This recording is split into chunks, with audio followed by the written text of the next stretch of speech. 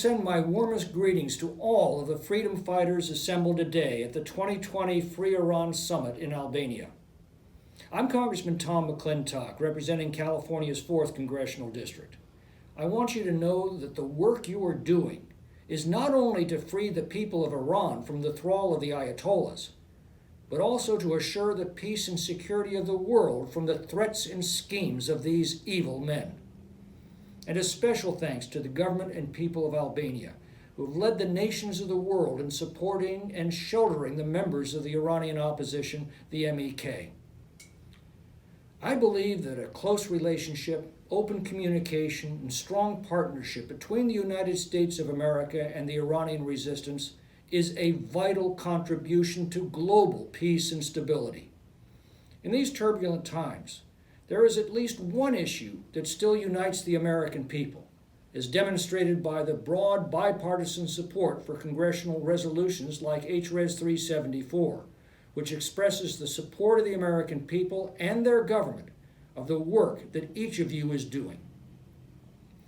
For over 40 years, the regime in Tehran has been terrorizing the Iranian people, abusing its power, oppressing its population, attacking its religious and ethnic minorities, and threatening world peace through its international web of terror. The world now knows and condemns the Iranian regime's use of its embassy in Tirana, Albania, to plan terrorist attacks against members of the Iranian opposition. That's why 222 members of Congress from both parties have co-sponsored my resolution calling for the closure of the Iranian regime's embassy in Albania. We in the U.S. Congress believe this will make all Albanians safer. I and a majority of my colleagues in the U.S. Congress support a secular, democratic, and non-nuclear Republic of Iran. And I applaud Madam Rajavi for her leadership, for representing the proud tradition of the Iranian people, and for resisting all forms of tyranny over them. My colleagues and I in the U.S. Congress are working hard to counter the Iranian regime's threat and support President Trump for ending not only the failed JCPOA, but also for placing maximum international pressure on this illegitimate and rogue regime. The United States stands squarely with the freedom-loving people of Iran and is seeking ways to support and empower them.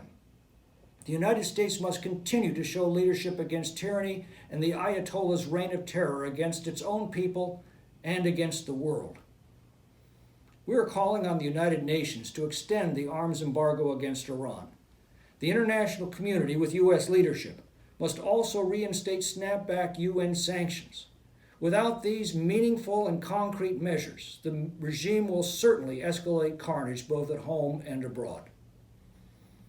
Your gathering today shows that the Iranian people have a vibrant opposition movement led by Mrs. Rajavi, which seeks to free Iran from the grasp of despotism. I want you to know that the American people and freedom-loving people around the world are inspired by your courage, encouraged by your success, and determined to support you in your sacred struggle for liberty.